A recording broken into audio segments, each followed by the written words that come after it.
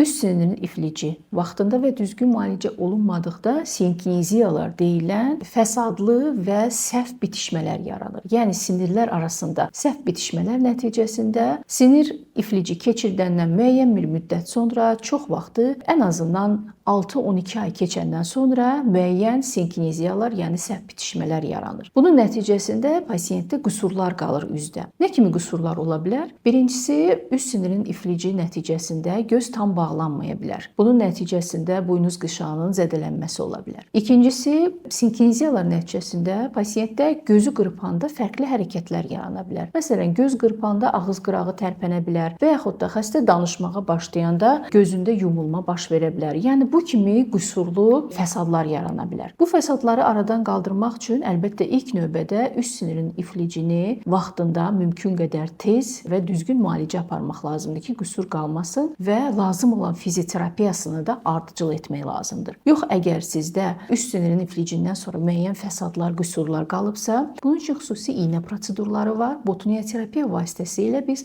kosmetik qüsurlarınızı çox rahatlıqla aradan qaldıra bilərik.